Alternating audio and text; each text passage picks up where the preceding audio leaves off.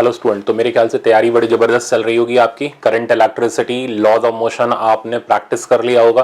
Practice sheet ज़रूर करते रहना और जो इंपॉर्टेंट क्वेश्चंस बता रहा हूँ उनको लास्ट में रिवाइज करते चलना है आपने। अब आज का लेक्चर हम लोग स्टार्ट करेंगे जो कि फ्रिक्शन का रहेगा। फ्रिक्शन के अंदर चलो धूम धड़ाके तो करेंगे ही करेंगे, लास्ट में चल के हमारे पास वो जो सबको परेशान करता है ब्लॉक ऑन ब्लॉक, उसका प्रॉब्लम रहेगा। मैंने 2 प्रॉब्लम रखे हैं, मज़ेदार कंसेप्ट है, ठीक है ना, सीख करके आप झूम जाओगे।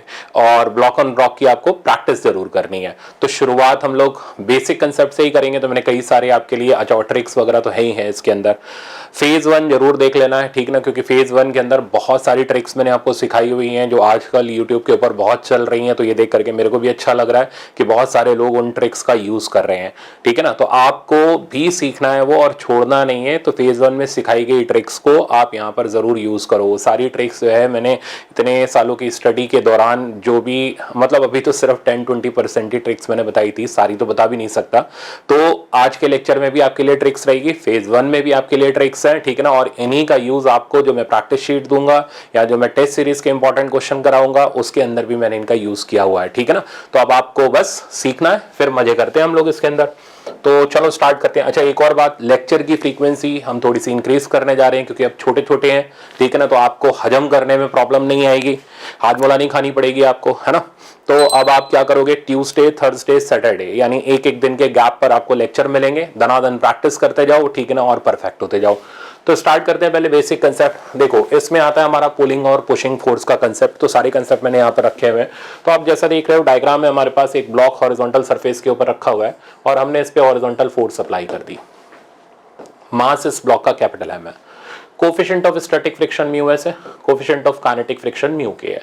तो क्या होता है, इसमें कहानी भी आ जाएगी, ठीक ना। कहानी इन द सेंस मतलब आप इसकी थ्योरी भी सीख जाओगे और फिर हम लोग इसके ऊपर न्यूमेरिकल और कंसेप्चुअल प्रैक्टिस करेंगे। तो जैसे जैसे हम फोर्स बढ़ाते जाते हैं वैसे वैसे इसकी वेल्डिंग के ऊपर प्रेशर बढ़ता चला जाता है। अच्छा, एक बड़ी इंटरेस्टिंग बात याद आई मेरे को, फ्रिक्शन की फोर्स कैसे नेचर की होती है, ठीक है ना। तो ये अगर कभी किसी क्वेश्चन में पूछा जाए कि फ्रिक्शन की फोर्स कैसे नेचर की होती है, इलेक्ट्रोमैग्नेटिक होती है, नॉन इलेक्ट्रोमैग्नेटिक होती है या इलेक्ट्रोस्टैटिक होती है, इस तरीके से करके अगर आपको ऊट पटांग टाइप के ऑप्शंस मिले, आपको लगे नहीं यार ये तो बाहर के ग्रह का है, ठीक है ना, ऐसा टाइप का तो हमने पढ़ा नहीं है। तो फ्रिक्शन की फोर्स होती है वो इलेक्ट्रोमैग्नेटिक इन नेचर होती है क्योंकि एटम और एटम दो सरफेस के आपस में इंटरैक्ट करते हैं, ठीक है ना। बट वो डिटेल आपके सिलेबस में नहीं है। बट ये याद रखना आपका काम है कि फ्रिक्शन की जो फोर्स होती है यानी कांटेक्ट फोर्सेस जो होती हैं वो सारी की सारी इलेक्ट्रोमैग्नेटिक इन नेचर होती हैं। तो कांटेक्ट फोर्सेस आ गई, फ्रिक्शन की force, normal reaction as well as tension. तो ये तीनों की तीनों फोर्सेस होंगी वो इलेक्ट्रोमैग्नेटिक इन नेचर होंगी क्योंकि एटम से एटम का इंटरैक्शन होगा। ठीक, चलते हैं आगे। तो जैसे ही हमने फोर्स अप्लाई करी, इन दोनों के बीच में सबसे पहले डेवलप हुआ स्टैटिक फ्रिक्शन, ठीक है ना। अच्छा, जब तक ये फोर्स इस एफ एस मैक्स का formula mu S into N होता है, ठीक है ना। तो जब तक ये फोर्स एफ एस मैक्स से कम रहेगी तब तक क्या रहेगा, ब्लॉक ग्राउंड के साथ कांटेक्ट में बना रहेगा। ये फोर्स बढ़ाते जाओगे स्टैटिक फ्रिक्शन बढ़ता जाएगा, इसलिए बोलते हैं स्टैटिक फ्रिक्शन जब तक ब्लॉक का रिलेटिव मोशन स्टार्ट नहीं हुआ तब तक अप्लाइड फोर्स के प्रोपोर्शनल होता है, ठीक है ना। अच्छा, अब जैसे ही ये फोर्स एफ एस मैक्स के बराबर हो जाएगी इनकी वेल्डिंग टूटने वाली होगी और जैसे ही ये फोर्स हम एक्सीड कर देंगे एफ एस मैक्स से तो वेल्डिंग टूट जाएगी, ब्लॉक का रिलेटिव मोशन स्टार्ट हो जाएगा। जैसे ही मोशन स्टार्ट हो जाएगा फ्रिक्शन का नेचर बदल जाएगा, फ्रिक्शन आ जाएगा काइनेटिक, ब्लॉक के पास एक्सेलरेशन आ जाएगा। इक्वेशन आप लिखोगे लॉज ऑफ मोशन से, तो चलाने वाला माइनस रोकने वाला equals to mass into acceleration. तो एफ काइनेटिक का वैल्यू सिंपल फॉर्मूला ही है mu k into N equals to M A. अब यहां पर आता है एक वो घिसा पिटा ग्राफ जिसका हमें यूज करना होता है। इसके ऊपर मैंने थ्योरेटिकल प्रॉब्लम रखा हुआ है, पता चलेगा आपको। ये force of friction versus applied force का ग्राफ है, ठीक है ना। तो ये ग्राफ कुछ इस तरीके का होता है, फिर थोड़ा सा इसमें डिप आता है, ठीक है ना, क्योंकि म्यू के की value slightly less than mu S होती है और फिर ये एक ऑलमोस्ट कांस्टेंट नेचर का होता है। यहां से लेके यहां तक फ्रिक्शन का नेचर स्टैटिक होता है। स्टैटिक होता है इसलिए जो फ्रिक्शन होगा स्टैटिक फ्रिक्शन वो अप्लाइड फोर्स के बराबर होगा, ठीक है ना। और इस जगह जाकर के फ्रिक्शन की वैल्यू एफ एस मैक्स होती है और इधर आप समझिए कि फ्रिक्शन का नेचर काइनेटिक होता है। इस ग्राफ का अगर कोई स्लोप पूछे तो क्योंकि f equals to F applied होता है इस स्ट्रेट लाइन में यानी y इक्वल्स टू x हो गया तो स्लोप 1 हो गया। tan थीटा की वैल्यू 1 के बराबर हो गई, एंगल 45 डिग्री आ गया। तो कंसेप्चुअल मिलेगा अभी आपको। अब आता है पुलिंग फोर्स, यानी अब हम ये फोर्स कुछ एंगल पर अप्लाई कर रहे हैं, तो अब हमें पता करना है कि इसका कितना वैल्यू होगा सच दैट इस ब्लॉक का मोशन स्टार्ट हो जाए। तो सबसे पहले पुलिंग फोर्स में हमें कंपोनेंट करने होते हैं, इस पे भी कंसेप्चुअल है। कंपोनेंट करोगे तो इधर आ गया एफ कॉस थीटा, ऊपर चला गया एफ साइन थीटा। अब ये देखो एफ साइन थीटा क्या करता है, नॉर्मल रिएक्शन की वैल्यू को कम करा देता है ना। तो नॉर्मल रिएक्शन की वैल्यू आप यहां से कैलकुलेट करोगे तो वो हो जाएगी mg minus F sine theta. Normal reaction कम हो गया तो अप्लाइड फ्रिक्शन फोर्स जो है यानी एफ एस मैक्स उसका वैल्यू कम हो गया, ब्लॉक को चलाना आसान हो गया। तो कंसेप्चुअल में पूछा जाता है पुलिंग फोर्स से ब्लॉक इजिली मूव करेगा या पुशिंग फोर्स से, तो जवाब होगा पुलिंग फोर्स से, ठीक है ना, क्योंकि इसमें नॉर्मल रिएक्शन कम हो जाता है, एफ एस मैक्स कम हो जाता है। ओके, अब अगर हम चलाना चाहते हैं तो पीछे की तरफ एफ एस मैक्स लगा, फॉर्मूला हो गया mu S into N, M G नहीं। तो कई बच्चे क्या आते हैं जल्दबाजी में सीधे mu S into N, N की वैल्यू लपेट दी एम जी के बराबर, तो भाई एम जी नहीं है, mu S into N, N का वैल्यू है M G minus F sine theta. यहाँ पुट करते हैं, इक्वेट करते हैं, पुलिंग फोर्स की वैल्यू आती है। तो अगर this pulling force is greater than या equal to mu M G divided by cos theta plus mu sine theta, तो ऐसे सिचुएशन के अंदर इसका रिलेटिव मोशन स्टार्ट हो जाएगा, ठीक है ना, और ब्लॉक आगे की तरफ मूव करेगा और इक्वेशन बनेगी। इक्वेशन ध्यान से समझनी है, एफ कॉस थीटा माइनस, अब कौन सा फ्रिक्शन आ जाएगा, काइनेटिक फ्रिक्शन। तो अगर एक्सेलरेशन की इक्वेशन निकालनी है given F is greater than this force, तो इक्वेशन बनेगी F cos theta minus kinetic friction mu के इंटू एन, एन को एम जी मत डाल देना, बार बार बोल रहा हूँ, नोट्स में लिख लेना आपने, ठीक है ना। एन यहाँ पर एम जी के बराबर नहीं है, M G minus F sine theta है, तो F cos theta minus F k equals to M A.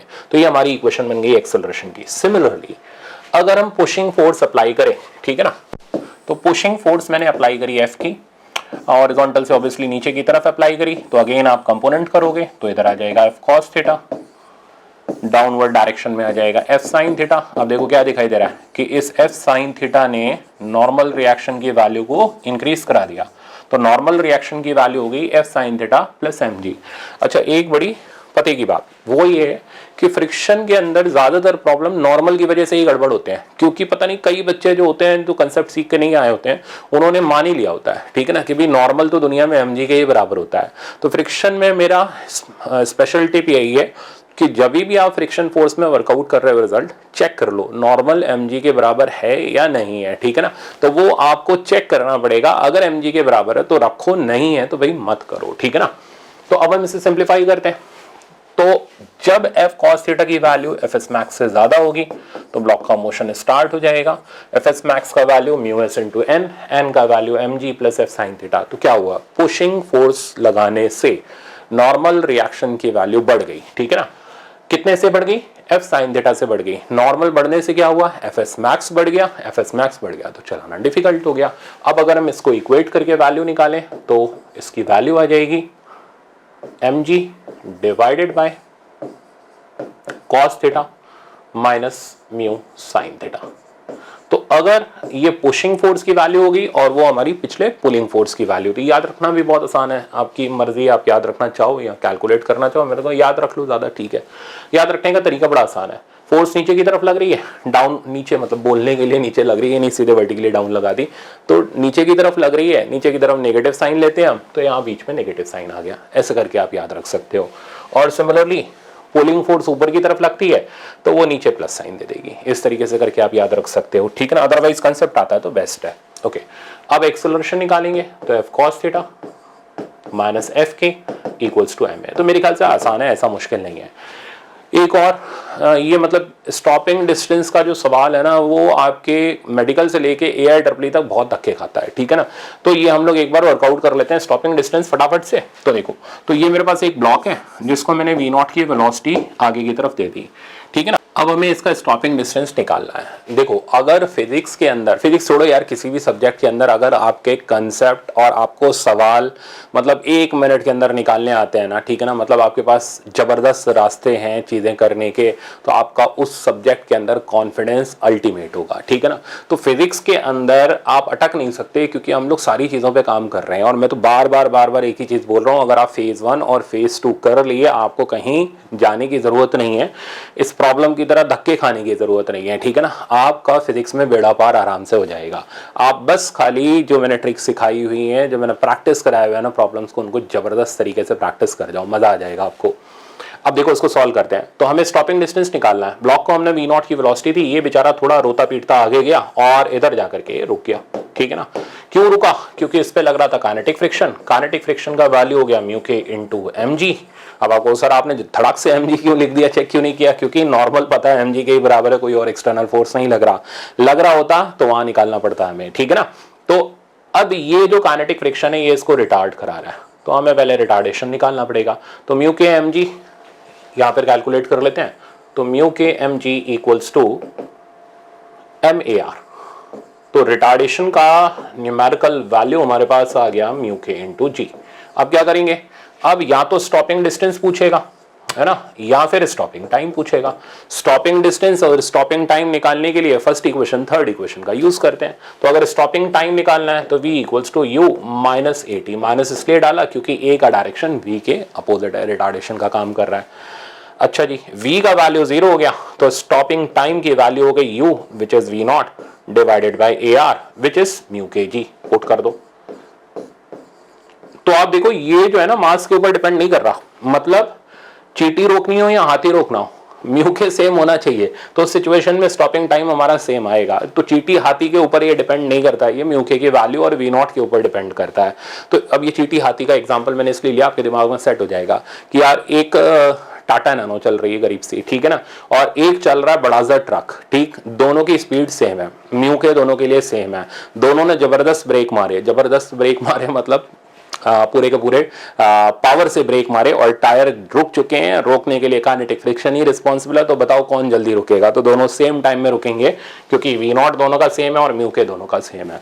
Similarly stopping distance निकालने के लिए थर्ड इक्वेशन लगा लो, u स्क्वायर माइनस 2as, ठीक है ना। यहां से v का वैल्यू 0 हो गया, स्टॉपिंग डिस्टेंस की वैल्यू आ जाएगी v0 square by 2AR। AR की वैल्यू वही म्यू के जी। तो आई थिंक आराम से आ गया होगा। प्रॉब्लम अभी हम देख लेंगे। आ जाओ, एक और छोटा सा कंसेप्ट मैंने आपको फेज 1 में बताया था, उसको रिवाइज करा दो। अगर हमें मिनिमम पुलिंग फोर्स निकालनी हो, पुलिंग फोर्स तो हमने निकाल ली, ठीक है ना, और पुलिंग फोर्स की वैल्यू हमारे पास आई थी mg divided by cos theta plus mu sine theta. ये थी हमारे पास पुलिंग फोर्स की वैल्यू जो मैंने आपको कहा गया यहां पर कैलकुलेट कराई थी। अच्छा, एक चीज और करेक्ट कर लो, यहां पर हमारे पास आता है म्यू mg, ठीक है ना। तो ये पुशिंग फोर्स में हमारे पास म्यू mg आता है, मैं लिखना भूल गया था वहां पे। तो हमारे पास जो पुलिंग फोर्स की वैल्यू आ रही थी वो आ रही थी mu mg divided by cos theta plus mu sine theta, ठीक। अब सवाल ये है कि बताओ कितने एंगल पर फोर्स लगाए कि ये फोर्स बाकी सब पुलिंग फोर्स में मिनिमम हो। तो ये निकालने के लिए डिनोमिनेटर को हम अलग से लेते हैं, डिफरेंशिएट करते हैं। डिफरेंशिएट इसलिए क्योंकि जब डिनोमिनेटर मैक्सिमम होगा तब ऑब्वियसली फोर्स मिनिमम होगी। तो डिनोमिनेटर अलग से लिया, cos theta plus mu sine theta, differentiate किया क्योंकि हमें इसे मैक्सिमम बनाना है और कोई भी चीज मैक्सिमम मिनिमम तभी होती है जब उसका डिफरेंशिएशन 0 के बराबर हो। तो यहां से tan थीटा म्यू आ गया, ठीक है ना। तो ये रिजल्ट आप ध्यान रख लो, tan theta equals to mu, यानी इतने एंगल पर अगर हम फोर्स अप्लाई करें तो लगने वाली पुलिंग फोर्स मिनिमम होगी। और उस पुलिंग फोर्स की अगर आपको मिनिमम वैल्यू निकालनी है तो वो मिनिमम वैल्यू tan थीटा को म्यू हम इसके अंदर सब्स्टिट्यूट करेंगे। ऑब्वियसली हमें राइट एंगल ट्रायंगल बनाना पड़ेगा, मैं डायरेक्ट लिख रहा हूँ क्योंकि हमें लास्ट मोमेंट पे याद रखना है। तो mu mg upon 1 plus mu square, this is the value of minimum pulling force, ठीक है ना। अच्छा, इस पे जो प्रॉब्लम बनता है ना वो भी अल्टीमेट प्रॉब्लम है, ठीक है ना। मैं आपको दिखाता हूँ कैसा प्रॉब्लम। जैसे ये एग्जाम्पल यहीं पे मैं क्रिएट कर रहा हूँ। तो मेरे पास एक ब्लॉक है, मास इसका ले लो आप 10 kg, कहता है इस पे हमने फोर्स अप्लाई कर दी, म्यू का वैल्यू दे दिया 0.7। अब ये कहता है बताओ कितने एंगल, एंगल तो पूछेगा ही पूछेगा भाई, मतलब आप ये समझो अगर उसने मिनिमम पुलिंग फोर्स पूछनी है ना तो एंगल कभी नहीं देगा, वो एंगल आपसे पूछेगा, ठीक है। तो एंगल आपको कैलकुलेट करना होगा, देन फिर आपको मिनिमम पुलिंग फोर्स निकालनी होगी। तो कहता है find out angle eight which this force must be applied such that it's value is minimum, also find out it's minimum value.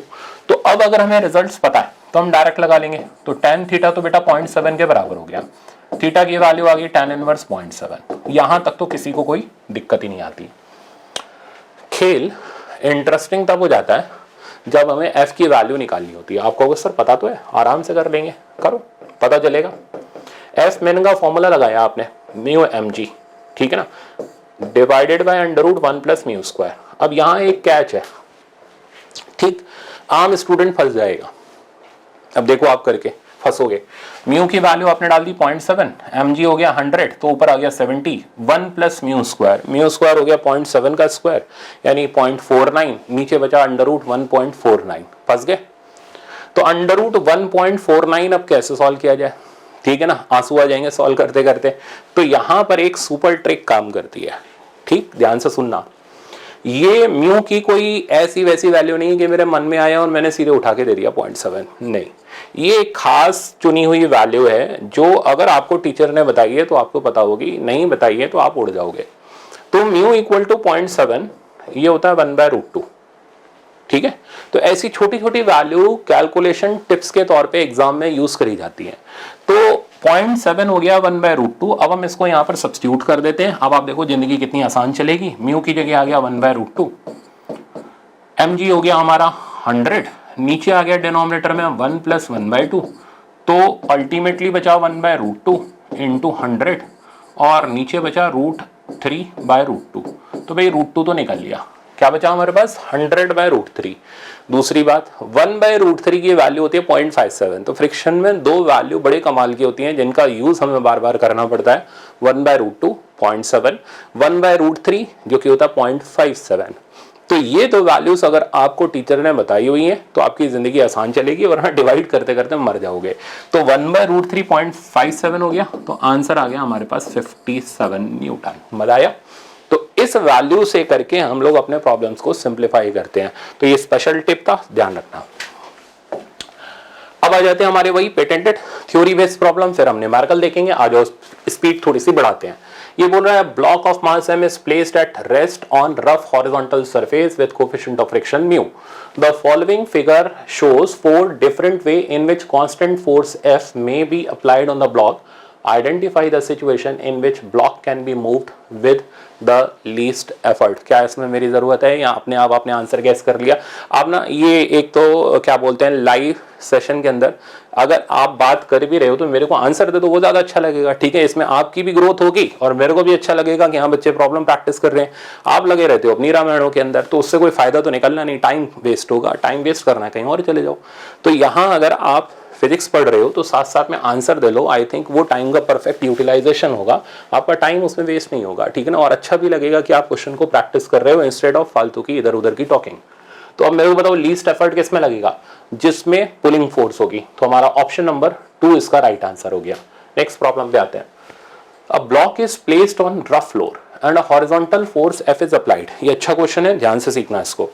तो ब्लॉक को रफ हॉरिजॉन्टल सरफेस पर रखा गया और फोर्स F की अप्लाई कर दी गई। Force of friction F, small f, by the floor on the block is measured for different value of F and the graph is plotted between them. तो हमें graph के नेचर के ऊपर comment करना है। तो आपने अभी थोड़ी देर पहले friction force versus applied force का ग्राफ देखा था, पेज नंबर इस पे।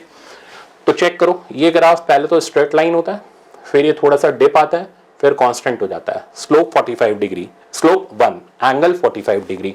अब आ जाओ क्वेश्चन पर, एक एक ऑप्शन ध्यान से पढ़ो। The graph is straight line of slope 45, नहीं ज्यादा खुश होने की जरूरत नहीं है। Graph is straight line and slope is 45, मतलब through out graph straight line है और 45 डिग्री का स्लोप है। तो जो बच्चे इस पहली लाइन को पढ़ करके आगे ये सोच गए अरे छोड़ो यार हो गया हमारा काम चल गया भैया, नेगेटिव आ गया तुम्हारा। तो graph is straight line of slope 45, इसका मतलब पूरी की पूरी जर्नी में ग्राफ 45 डिग्री की लाइन बना रहा है, स्ट्रेट लाइन बना रहा है। क्या ऐसा है क्या? नहीं। दूसरा ऑप्शन पढ़ो, graph is straight line parallel to F axis, नहीं ऐसा भी नहीं है, ठीक है ना। तीसरा option, graph is straight line of slope 45 for small F and a straight line parallel to F axis for large F, ये करेक्ट है। तो जिन्होंने खाली ये पढ़ लिया और यहां तक नहीं पहुंचे जबरदस्त नेगेटिव मिलेगा। तो थर्ड ऑप्शन करेक्ट है और फोर्थ भी बाकी है। There is a small kink on the graph, kink मतलब डिप। तो एक डिप आता है, वो डिप क्यों आता है? क्योंकि म्यू के की वैल्यू म्यू एस से थोड़ी सी छोटी होती है। तो ऑप्शन फोर्थ भी करेक्ट है। तो थर्ड और फोर्थ इसके करेक्ट ऑप्शन है। तो अब आप चेक कर सकते हो, ए वाला इसका राइट आंसर हो गया। पढ़ो इसको, it is easier to pull a body than to push because.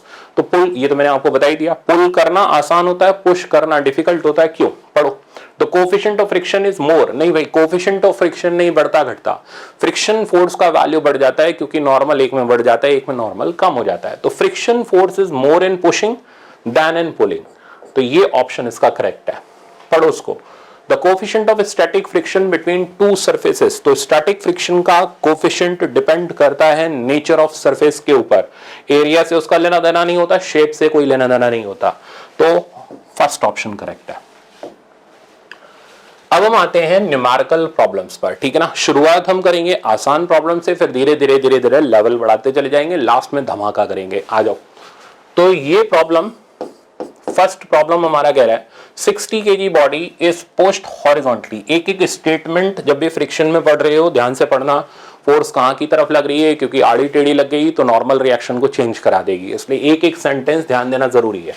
तो 60 kg का एक ब्लॉक है, is post horizontally with a just enough force to start motion. तो हम इसे पुश करते हैं और ये फोर्स इतनी सी है कि बस मोशन स्टार्ट करती है। सेंटेंस का मतलब कि ये फोर्स एफएस मैक्स से थोड़ी सी ज्यादा है। चलो भाई मोशन तो स्टार्ट हो गया, अगर मोशन स्टार्ट हो गया तो फिर फ्रिक्शन कौन सा आ जाएगा, काइनेटिक आ जाएगा। पढ़ो आगे। And the same force continues to act, और यही फोर्स आगे कंटिन्यूसली एक्ट करती रहती है। Okay, the coefficient of static and sliding friction are इतना और इतना, म्यू एस का वैल्यू दे रखा है 0.5 और म्यू के का वैल्यू दे रखा है 0.4। अब ये कहता है एक्सेलरेशन ऑफ बॉडीज। देखो एक्सेलरेशन ऑफ बॉडी, अब आपको सॉरी तो बहुत आसान है, आराम से निकाल लेंगे। एफ आगे लगा, हमने फट से पीछे काइनेटिक फ्रिक्शन लगाया जिसका वैल्यू हो गया म्यू के इंटू एन, और n का वैल्यू हो गया mg के बराबर क्योंकि इसका कोई कंपोनेंट नहीं है, तो 0.4 mg हो गया बेटा हमारा 600, ठीक है ना। और ये रिजल्ट आ गया 240। पर पंगा है, f तो नहीं पता, तो एग्जामिनर ने f उड़ा दिया, f के लगवा दिया। अब ये कैसे निकाले, तो वो पहली लाइन में इसका मीनिंग छुपा गया, जस्ट इनफ, यानी ये जो फोर्स है fs मैक्स से हल्की सी ज्यादा है, यानी हम इस फोर्स को fs मैक्स के जस्ट इक्वल लेते हुए चलते हैं। तो बेहतर यही है, सबसे पहले दोनों फ्रिक्शन कोफिशिएंट से एफएस मैक्स और एफ के निकाल लो, है ना। एफएस मैक्स हो गया 0.5, नॉर्मल एमजी के ही बराबर है तो 600 आ गया, ठीक। और ये रिजल्ट हमारे पास आ गया 300 न्यूटन। एफ के की वैल्यू हो गई 0.4 into M G which is also 600, ठीक है।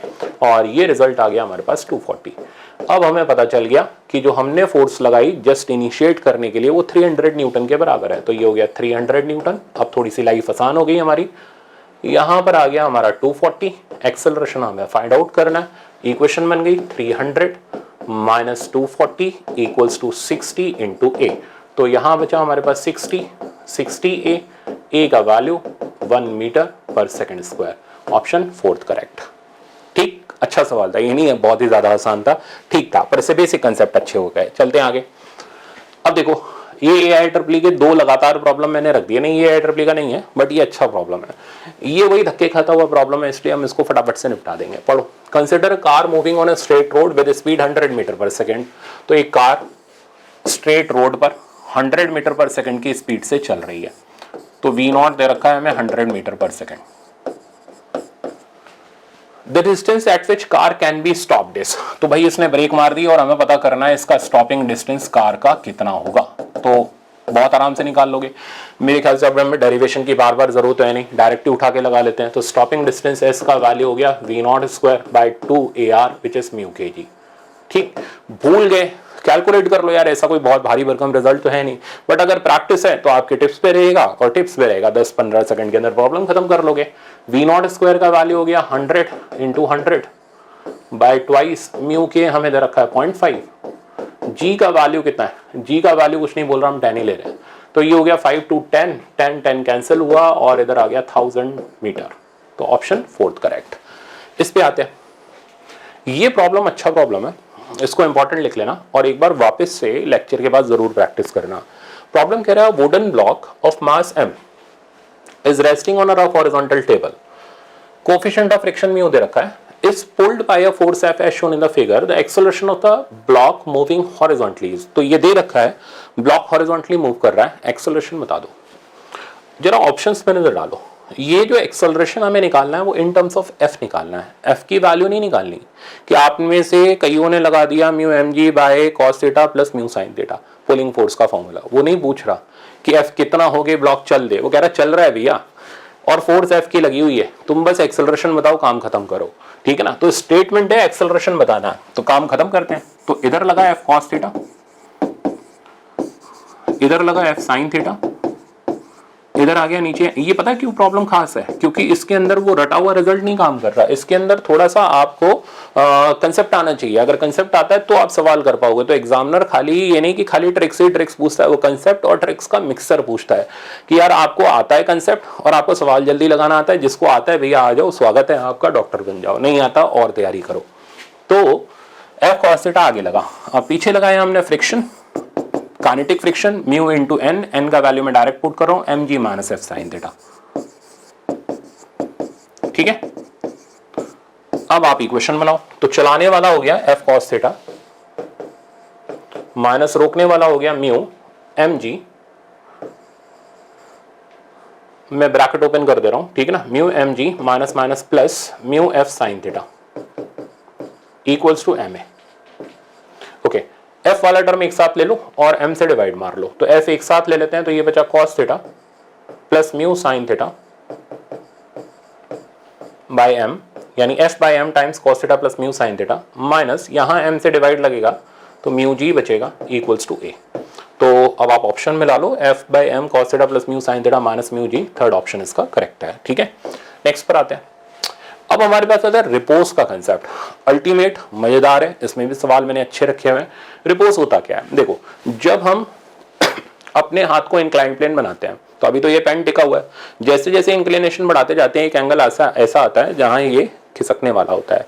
तो वो इंक्लाइन प्लेन का एंगल जहां ऑब्जेक्ट स्लाइड करने वाला होता है, that angle is called angle of repose. तो हमने इस एंगल को थीटा नॉट कर लिया, क्योंकि ये स्लाइड करने वाला है तो नीचे की तरफ लगा M G sine theta, perpendicular direction में आ गया एम जी कॉस थीटा, और इधर आ गया नॉर्मल, और यहां पर आ गया F S max. F S max का वैल्यू हो गया हमारा mu M G cos theta, ठीक है। तो अब ये कब स्लाइड करेगा, जब एम जी साइन थीटा का वैल्यू एफ एस मैक्स यानी mu M G cos theta से ज्यादा हो। तो रिपोज निकालने के लिए दोनों को इक्वेट कर देते हैं।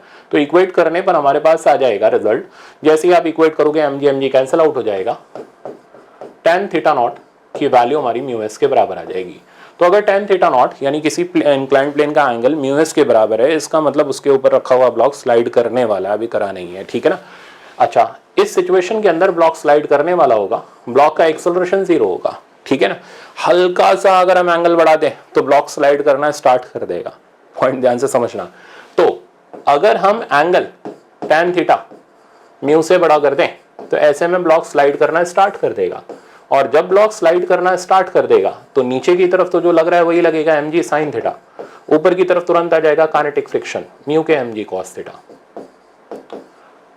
और ब्लॉक के पास एक्सेलरेशन आ जाएगा, ठीक है ना। अब आप डाउन द प्लेन में एक्सेलरेशन निकालोगे तो चलाने वाला माइनस रोकने वाला, तो मैं डायरेक्ट लिख रहा हूं G sine theta minus mu cos theta. तो म्यू यानी म्यू के कॉस थीटा। तो अब हम जैसे ही एंगल को स्लाइटली रेस करते हैं तो ब्लॉक नीचे स्लाइड करता है एक्सेलरेट होते हुए, ठीक है ना।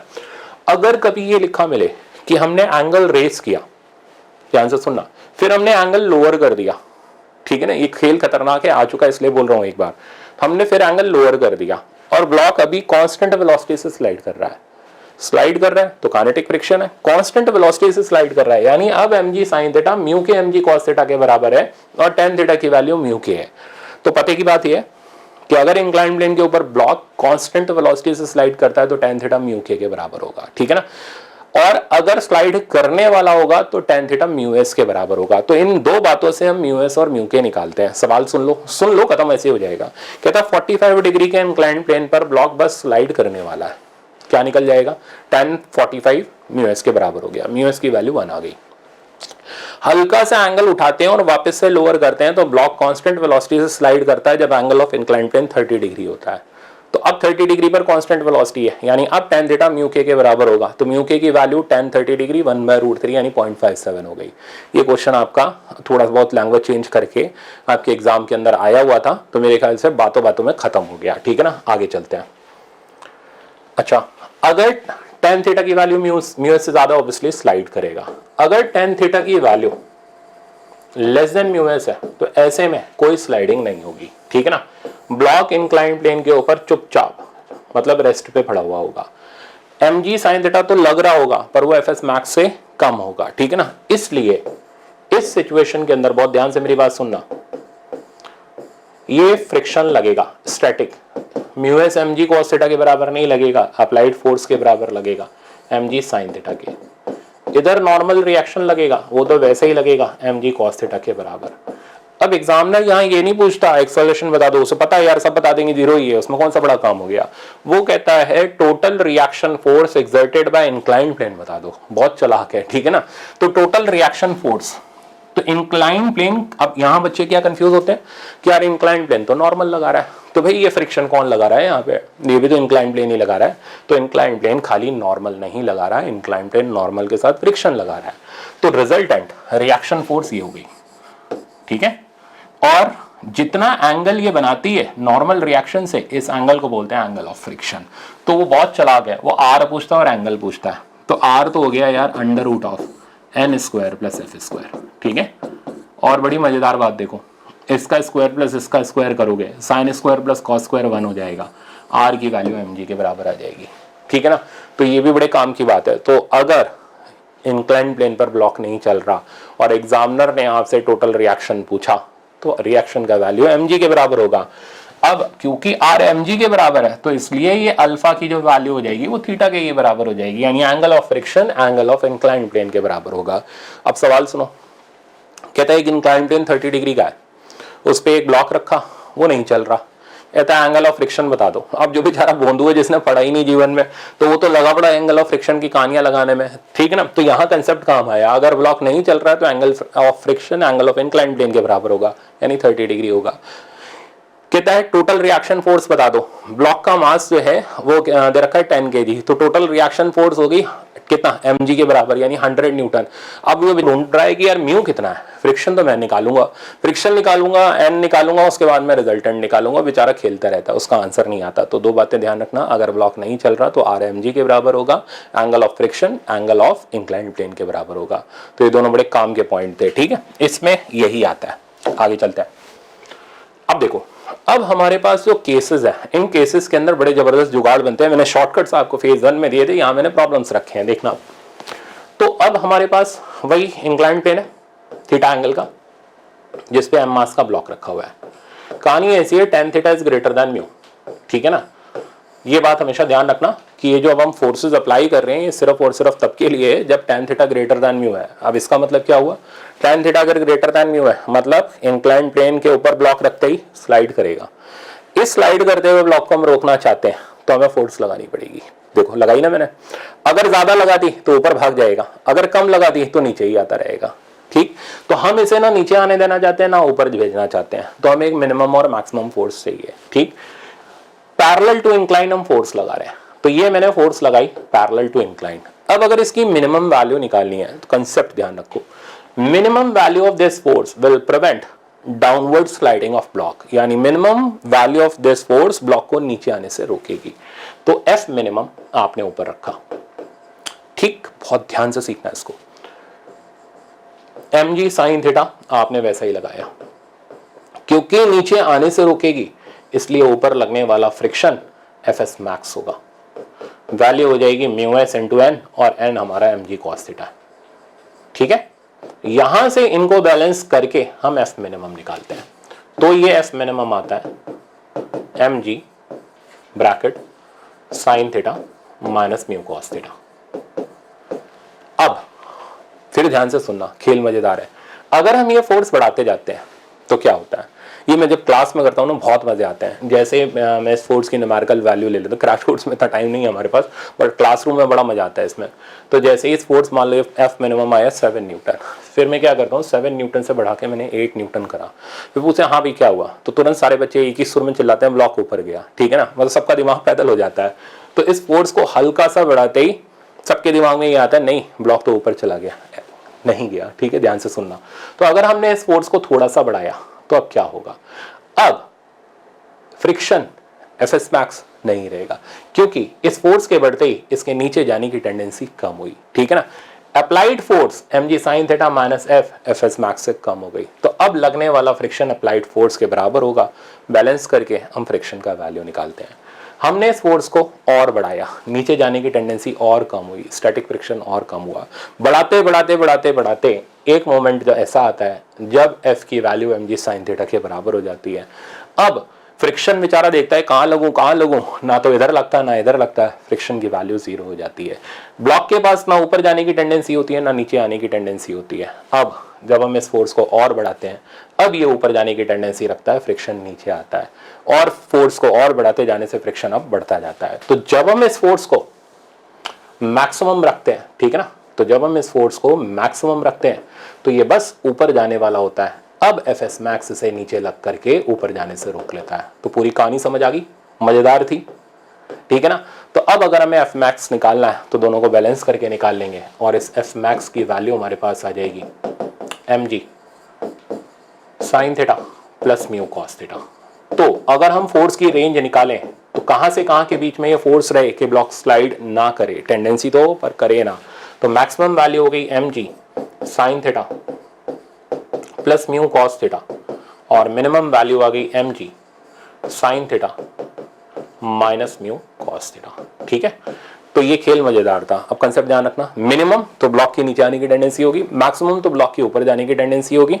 मिनिमम के बाद फ्रिक्शन ऊपर लगेगा, मैक्सिमम के बाद फ्रिक्शन नीचे लगेगा। ये पॉइंट आपके ध्यान में रह गया। आप लड़ाई जीतोगे नहीं, आप लड़ाई हारोगे नहीं, हमेशा जीत जाओगे, ठीक है ना। तो ये कंसेप्ट के ऊपर जब भी आप सवाल करोगे इसी तरीके से सवाल होगा, मिनिमम और मैक्सिमम फोर्स का। और दिखाता हूं, अब देखो हमने फोर्स लगाई पैरेलल टू ग्राउंड, ये तो बड़ा जबरदस्त है, इस पे तो आज एक आपको अल्टीमेट प्रॉब्लम मिलने वाला है। तो फोर्स हमने ग्राउंड के पैरेलल लगाई, ठीक। अब हमें पता करनी है मिनिमम मैक्सिमम वैल्यू। तो मिनिमम के लिए ब्लॉक नीचे आएगा, एफ एस मैक्स ऊपर लगाएंगे, मैक्सिमम के लिए ब्लॉक ऊपर जाएगा, एफ एस मैक्स नीचे लगाएंगे। मैं डेरिवेशन नहीं कर रहा, मैं वैल्यू लिख रहा हूं। तो इसकी वैल्यू लिखने का तरीका, ठीक है ना। देखो फ्रिक्शन के अंदर ये जो मिनिमम मैक्सिमम वाली वैल्यूज हैं बड़ी अल्टीमेट है। इनमें से इस वैल्यू को जो अभी मैंने निकाली, इसको तो आप मतलब ऐसा समझ लो कि आप याद रख लो तो आपका तो काम इतना अच्छा चल जाएगा। दिखाता हूं कैसे। अब वही वैल्यू लिख दो पैरेलल टू ग्राउंड वाली, sign theta plus mu cos theta. इधर आ गया mg sign theta minus mu cos theta. अब देखो अगर हम मैक्सिमम वैल्यू लिख रहे हैं तो इसमें जब ग्राउंड के पैरेलल फोर्स है तो नीचे डिनोमिनेटर में आता है। अब डिनोमिनेटर में क्या आता है, इसका जस्ट उल्टा करके लिख दो, साइन की जगह कॉस, प्लस की जगह माइनस, म्यू कॉस की जगह साइन, बस। तो ये ध्यान रखना है कि पैरेलल टू ग्राउंड है तो नीचे डिनोमिनेटर में उल्टा करके लिख दो, काम खत्म। तो इसमें उल्टा करके लिख दो cos theta plus mu sine theta. तो this is the range in which if force is applied then there is no slipping of block, ना ऊपर जाएगा ना नीचे आएगा, ठीक है। अब देखते हैं फोर्स परपेंडिकुलर टू इंक्लाइन। ये मतलब बहुत ही घटिया होता है, इसके बारे में बहुत कम एग्जाम के बारे में पूछा जाता है। तो हमने फोर्स लगा दी इंक्लाइन प्लेन के परपेंडिकुलर। ये बेचारी फोर्स ब्लॉक को कभी ऊपर तो ले जा नहीं सकती, बस नीचे आने से रोकती है। तो इसकी मिनिमम वैल्यू पूछी जाती है, तरीका वही है, ठीक है ना। आपने एफ लगा दिया, mg cos थीटा इधर लगा, ठीक है, नॉर्मल इधर लगा। अब नॉर्मल का वैल्यू हो गया mg cos theta plus F. रोकने के लिए इधर एफ एस मैक्स लगा दिया, नीचे आपने mg sin थीटा लगा दिया, इक्वेट किया और f का वैल्यू निकाला। मैं डायरेक्ट लिख रहा हूं। तो f की जो मिनिमम वैल्यू आती है वही एक ही मिनिमम वैल्यू है भैया, mg sin theta minus mu cos theta divided by, बस इसमें आ जाता है म्यू। तो आप देख रहे हो यही चल रहा है, मिनिमम और मैक्सिमम के अंदर mg sin theta plus minus cos theta वाला ये रिजल्ट चल रहा है। बस किसी में डिनोमिनेटर में उल्टा करके आ जा रहा है, किसी में म्यू आ रहा है। एप्लीकेशन देखते हैं। देखो अब इसका पहला, ये दो तो कंसेप्चुअल सवाल है, ये वाला सवाल आपको काइनेमेटिक्स में भी हेल्प करेगा। तो पहले आप इस प्रॉब्लम को देखो। ये कह रहा है block is kept on inclined surface, just begin to slide if inclination is 30 degree, यानी 30 डिग्री उसका रिपोज हो गया, 10-30 डिग्री म्यू एस के बराबर हो गया, okay. Another block B, it is found and that is just begin to slide if inclination is 40 degree. तो B वाला ब्लॉक 40 डिग्री के इंक्लिनेशन पे स्लाइड करता है, तो 10-40 डिग्री उसके म्यू एस के बराबर हो गया। पूछना क्या चाहते हो, पूछना ये चाहता है मास ऑफ A और मास ऑफ B में कौन बड़ा कौन छोटा, ठीक। अब पते की बात यह है कि रिपोज मास के ऊपर डिपेंड नहीं कर रहा, चाहे चीटी रखो चाहे हाथी रखो, म्यू अगर सेम है तो स्लाइड वो सेम एंगल पर ही करेंगे। तो अगर अलग अलग एंगल पर स्लाइडिंग हो रही है इसका मतलब म्यू अलग अलग है, यानी नेचर ऑफ सरफेस अलग अलग है।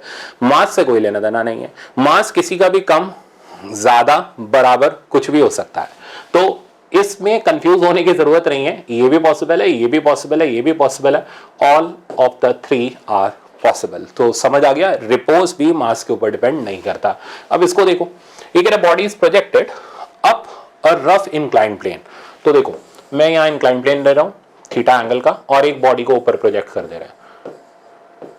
अब क्या होगा, mg sin थीटा तो नीचे लगेगा लगेगा, काइनेटिक फ्रिक्शन और नीचे आ जाएगा। तो mg sin थीटा और काइनेटिक फ्रिक्शन दोनों मिलकर के इसको रिटार्ड कराएंगे। काइनेटिक फ्रिक्शन आ जाओ, ऐसे ही बातों बातों में समझते हैं। एफ के हो गया म्यू के इंटू एन, एन हो गया mg cos थीटा, तो एफ के का वैल्यू हो गया म्यू के mg cos थीटा। तो दोनों भर भर के इसको रिटार्ड करा रहे हैं, तो ऊपर जाती हुई बॉडी का रिटार्डेशन बस इन दोनों को ऐड करके एम ए के बराबर डाल दो, एम कैंसिल आउट हो जाएगा।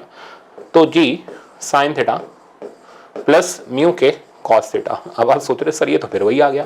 तो ये मतलब पूरे चैप्टर के अंदर बार बार ऐसे ही आता रहता है, और जिसको ये पता चल गया ना उसके लिए फ्रिक्शन बहुत आसान रह जाता है। तो this is the retardation when body is projected up the incline plane, यहां जाकर के बॉडी कहीं पर रुकेगी। अच्छा, अब फिर कह रहा है यहां से यहां तक जाकर के रुकने में जो टाइम लगता है इसको बोल रहा है टाइम ऑफ एसेंट। सिमिलरली अब रुकने के बाद बॉडी नीचे आ रही है, नीचे आ रही है तो ये जाहिर सी बात है टेन थीटा म्यू से बड़ा है तभी नीचे आ रही है, नहीं तो वहीं टंग जाती। तो अब बॉडी नीचे आ रही है, तो नीचे लगा mg साइन थीटा, ऊपर लगा म्यू के mg cos थीटा, ठीक है ना। अब नीचे आती हुई बॉडी का अगर आप एक्सेलरेशन देखोगे तो acceleration down the incline plane हो गया g sine theta minus mu cos theta. आपको सर ये तो फिर वही आ गया, तो मैं तो वही कह रहा हूं आपसे कि ये पूरे चैप्टर में ये बार बार रिपीट होता रहता है, ठीक है ना। तो इसमें इतना ज्यादा परेशान होने की जरूरत नहीं है। तो this is the value of acceleration down the plane, this is the value of retardation. कौन ज्यादा है, ऑब्वियसली रिटार्डेशन ज्यादा है और एक्सेलरेशन कम है, जो ज्यादा होगा उसमें टाइम कम लगेगा। तो रिटार्डेशन ज्यादा है तो एसेंट का टाइम कम होगा, एक्सेलरेशन कम है तो डिसेंट का टाइम ज्यादा होगा। तो time of ascent is less than time of descent, तो ये इसका करेक्ट आंसर हो गया, ठीक है ना। तो T A is less then T D, यानी ऑप्शन नंबर 3। अब इनका रेशियो तो बताऊंगा काइनेमेटिक्स में, वहां एक ब्रह्मास्त्र दूंगा आपको सर यहीं दे दो, नहीं, हर चीज समय के हिसाब से अच्छी लगती है।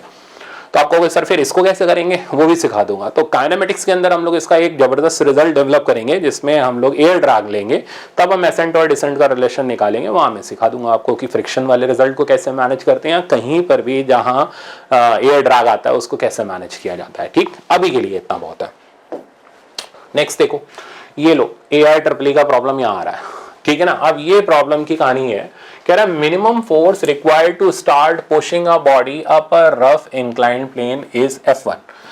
तो हम जो कम से कम फोर्स लगाना चाहते हैं बॉडी को ऊपर ले जाने के लिए इंक्लाइंड प्लेन के ऊपर, वो F1 है। तो F1 यानी ऊपर ले जाने वाली फोर्स हो गई और उसकी वैल्यू हो गई mg sign theta plus mu cos theta. अच्छा, फिर आगे मतलब प्रॉब्लम सुनते जाओ और उसके हिसाब से रिएक्ट करते जाओ। आगे बोल रहा है while the minimum force needed to prevent it from sliding down is F2। तो F2 नीचे आने से रोकने वाली फोर्स हो गई, तो mg sin theta minus mu cos theta.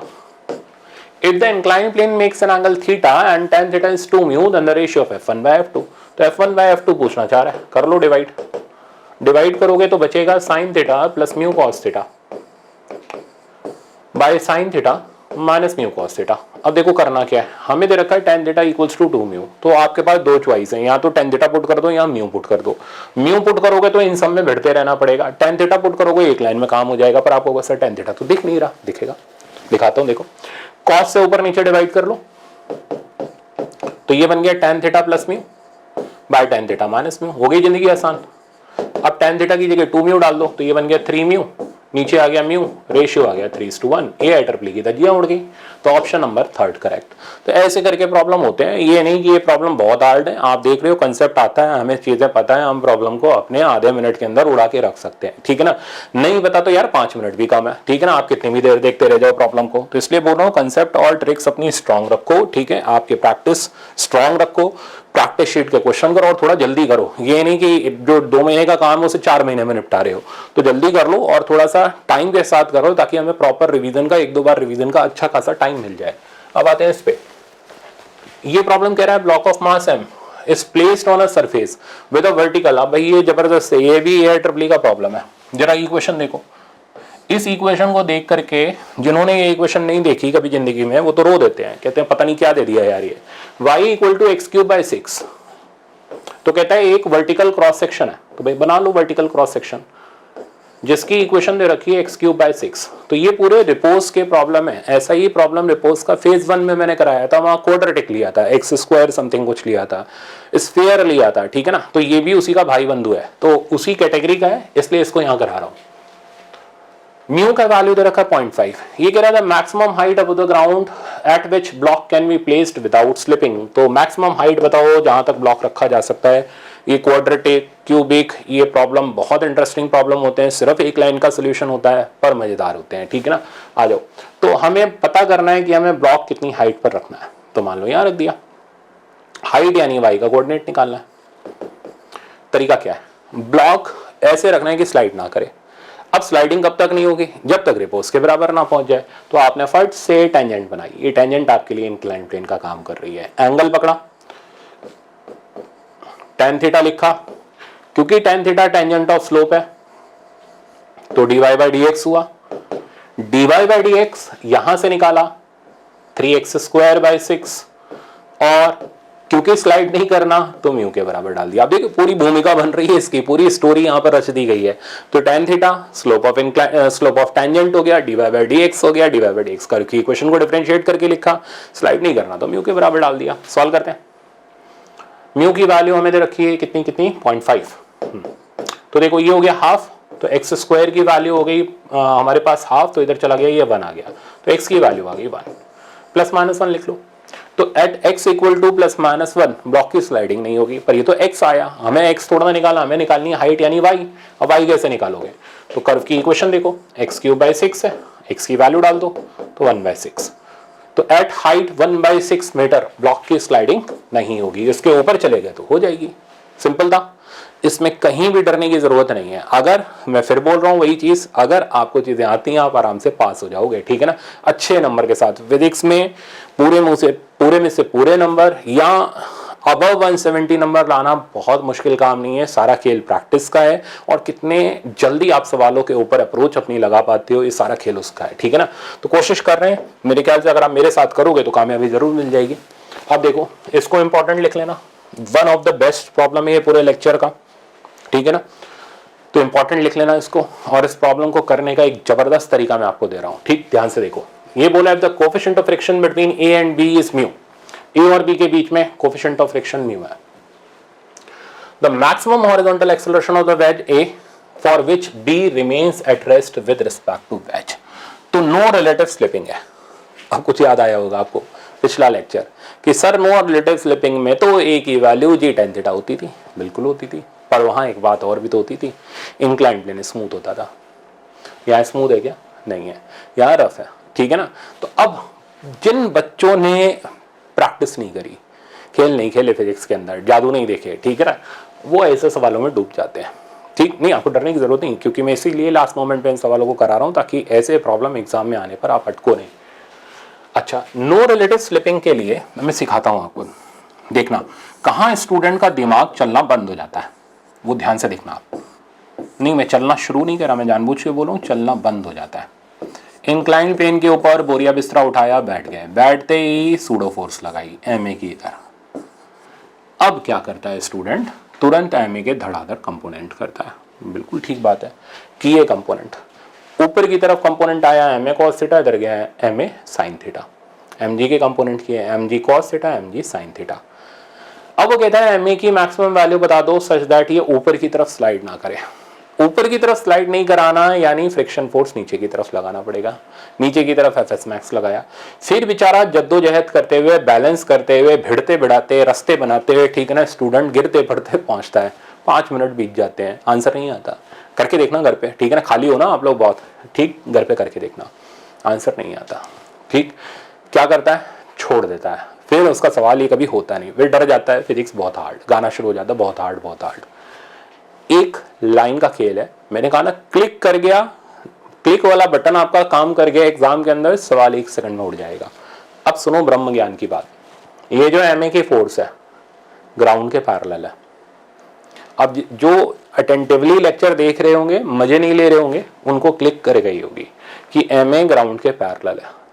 तो अगर ग्राउंड के पैरेलल है तो इसकी एक मैक्सिमम और मिनिमम वैल्यू होती है।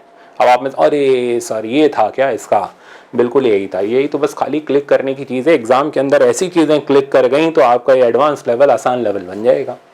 तो ये एम ए ग्राउंड के पैरेलल है, तो जब ग्राउंड के पैरेलल है तो मैक्सिमम और मिनिमम वैल्यू होगी। वो कौन सी पूछना चाहता है, वो मैक्सिमम पूछना चाहता है, मैं दोनों पूछना चाहता हूँ।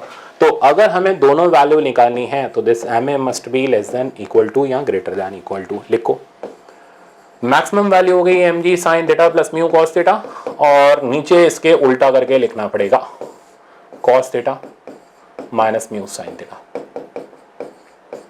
ठीक है, यहां पर आ गया minimum value M G sine theta minus mu cos theta, और नीचे उल्टा करके लिख दो cos theta plus mu sine theta. उसने आपसे सिर्फ मैक्सिमम पूछा है, यानी ये पार्ट पूछना चाह रहा है। मैं आपसे दोनों पूछना चाह रहा हूं ताकि आप एग्जाम में अटको ही नहीं। अब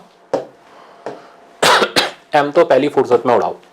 अब क्वेश्चन में जाके देखो थीटा 45 दे रखा है, तो tan में कन्वर्ट कर लो। तो this thing will become tan theta, कैसे करोगे, cos से डिवाइड करके, tan theta minus mu bye ये हो जाएगा, cos से डिवाइड करोगे तो इधर tan नहीं आएगा, cot भी मत करना, 1 करो इधर, तो 1 प्लस म्यू tan थीटा। ठीक है, less than equal to A, less than equal to G times, अच्छा जी तो मैं खा गया था, भूख लग रही थी, G times tan theta plus mu और 1 माइनस म्यू tan थीटा। अब ये बस खाली फालतू का खिंच रहा है सवाल, और कुछ नहीं है, खत्म हो चुका है। tan थीटा tan 45 हो गया जिसकी वैल्यू 1 हो गई, पुट कर दो। तो a less than equal to G 1 plus mu by 1 minus mu, put करो G 1 minus mu by 1 plus mu. अब थोड़ा सा अटेंटिवली ऑप्शन टिक करो, हमें मैक्सिमम वैल्यू निकालनी है तो 1 plus mu by 1 minus mu है, तो 1 plus mu by 1 minus mu, this is the maximum value. ठीक है ना, मिनिमम वैल्यू निकालनी होती कि ये नीचे आना शुरू कर दे, तो 1 minus mu by 1 plus mu, ये रही। समझ गया आप मेरी बात? तो इस तरीके से। और अगर एक और चीज बोलूं, a बराबर जी tan थीटा है, अब ये फिर से अपनी कॉपी में नोट करके लिख लेना। तो ऐसे सिचुएशन में आपको सर ये तो वहां के लिए था जहां पर इंक्लाइंड प्लेन स्मूथ था, बस उसी चीज को मॉडिफाई कर रहा हूं और एक स्पेशल पॉइंट तैयार हो जाएगा। तो अगर a बराबर जी साइन थीटा है तो जानते हो क्या होगा, ऐसे में एम ए कॉस थीटा और एम जी साइन थीटा बराबर होंगे, तभी a बराबर जी tan थीटा होगा। ठीक है ना, तो a बराबर जी tan थीटा है तो ऊपर नीचे लगने वाले फोर्सेस बैलेंस होंगे और फ्रिक्शन 0 हो जाएगा, मतलब block neither slip up not slip down. ठीक है, यानी फ्रिक्शन की वैल्यू 0 होगी। तो अगर एग्जामिनर पूछे ए की वो वैल्यू बता दो कि फ्रिक्शन ही नहीं चाहिए, तो आंसर हो गया जी tan थीटा। अगर एग्जामिनर पूछे ए की वो वैल्यू बता दो ब्लॉक पर सुपर स्लाइड करने वाला हो, तो मैक्सिमम वैल्यू। ए की वो वैल्यू बता दो ब्लॉक नीचे जाने वाला हो, ये वाली वैल्यू। तो मेरे ख्याल से अब तीनों पॉइंट आप में से जो अटेंटिवली देख रहे हो उनको लिख लेने चाहिए। ठीक है ना, क्योंकि एग्जाम में कौन सी बात कहां पर आ जाए, ठीक है ना, कोई नहीं जानता। तो इसलिए ये पॉइंट अब मैंने पूरे क्लियर कर दिए। अल्टीमेट प्रॉब्लम था ये। चलते हैं आगे। अब देखो ये कुछ हमारे पुराने गए गुजरे प्रॉब्लम आते हैं जिसमें ट्रक बॉक्स, कन्वेयर बेल्ट के प्रॉब्लम, ठीक है ना। तो अब ये पेटेंटेड प्रॉब्लम का सेट बचा है, आज देखते हैं। तो ट्रक बॉक्स, तो ये ट्रक चल रहा है, acceleration of truck A truck है। सबसे पहला काम पहली फुर्सत में बोरिया बिस्तरा उठाओ, ट्रक के ऊपर बैठ जाओ, क्योंकि हमें बॉक्स को ऑब्जर्व करना है। बैठते ही सूडो लगेगा MAT का, क्या करेगा, ये इसको स्लाइड कराने की कोशिश करेगा। अब कब करा पाएगा, जब इसकी वैल्यू FS मैक्स से ज्यादा होगी। तो पहली चीज, अगर MAT की वैल्यू FS मैक्स है, ठीक है ना, FS मैक्स है, तो ब्लॉक बस स्लाइड करने वाला होगा। तो MAT की वैल्यू, अगर FS मैक्स की वैल्यू डालो, μs इंटू NN mg के बराबर है। यानी अगर एक्सेलरेशन ऑफ ट्रक की वैल्यू μs दी है तो ब्लॉक बस स्लाइड करने वाला होगा। तो एग्जामिनर कई बार एक्सेलरेशन की लिमिटिंग वैल्यू पूछता है कि ब्लॉक स्लाइड करने वाला हो, तो वो रही μg, ठीक है ना। अगर एक्सेलरेशन ऑफ ट्रक की वैल्यू लेस देन μs है, मतलब ब्लॉक स्लाइड नहीं करेगा। क्यों नहीं करेगा, क्योंकि MAT का सूडो FS मैक्स से कम रह गया, चलाने में कैपेबल नहीं है। तो क्या पूछेगा, तो पूछता है फ्रिक्शन कौन सा लगेगा। तो कौन सा लगेगा, स्टैटिक लगेगा। किसके बराबर लगेगा, अप्लाइड के बराबर लगेगा। अप्लाइड कौन है, सूडो है, सही है। तो ये फ्रिक्शन पूछता है। तीसरा, अगर AT का वैल्यू ग्रेटर देन μs है तो क्या होगा, तो ये होगा कि ये स्लाइड करेगा और इसके पास एक रिलेटिव एक्सेलरेशन आएगा। ठीक है। तो अब आपसे रिलेटिव एक्सेलरेशन पूछेगा, कैसे निकालोगे? m80 माइनस नहीं म्यू एस जी नहीं एफ के, क्योंकि काइनेटिक फ्रिक्शन आ गया, equals to M A relative. F kinetic की value mu k M G put करी, ठीक है ना, एम पूरी इक्वेशन से उड़ा दो, माइनस म्यू के जी इक्वल्स टू ए रिलेटिव। तो ए रिलेटिव आया, तो ए रिलेटिव आके आप क्या मचार डालें? नहीं है, चार विचार नहीं डालना। क्या होगा? अब ये ब्लॉक यहां से ऐसे जाएगा और जाकर के गिर पड़ेगा। ये डिस्टेंस एल ले लो, तो पूछेगा कितने टाइम बाद गिरेगा। एक एक सीक्वेंस है। प्रॉब्लम एग्जामिनर जब पूछता है तो पूरी की पूरी कहानी उसके माइंड में सेट होती है। ऐसा होगा तो ये पूछूंगा, ऐसा होगा तो ये पूछूंगा। और स्टूडेंट ऐसा होता है, कहता कुछ भी पूछो हम बताएंगे नहीं, हम तो बस एक ही गाना गाएंगे, फिजिक्स बहुत हार्ड है। तो भैया सीक्वेंस है पूरा, ठीक है ना, अच्छे से पढ़ लो, सब सही आ जाएगा। आ जाओ सीखते हैं। तो कितने टाइम बाद ब्लॉक गिरेगा? तो ut plus half AT square लगाएंगे, u वाला पार्ट जीरो हो गया, यहां से हमें टाइम पता चल जाएगा, under root of 12 by A relative. अब क्या ये ट्रक यहीं खड़ा रहेगा? क्या यहीं खड़े खड़े तमाशा देखता रहेगा? नहीं, ग्राउंड से देखने पर ये आगे भी जाएगा। कितना आगे जाएगा कि ब्लॉक आगे जाकर के गिरे। तो ट्रक का डिस्प्लेसमेंट निकालना है, तो डिस्प्लेसमेंट ऑफ ट्रक, ठीक है ना, तो again half acceleration of truck into T square, ऊपर से निकला हुआ ये टी यहां पुट करेंगे, तब हमें डिस्प्लेसमेंट ऑफ ट्रक की वैल्यू मिलेगी, है ना। जबरदस्त सीक्वेंस है, इसी पे सवाल है आज का। अभी और बताता हूं पहले। दूसरा कंसेप्ट, कन्वेयर बेल्ट। इसमें भी रोते हैं स्टूडेंट, हर चीज में रोता है, सीखना ही नहीं चाहता, पता नहीं क्यों।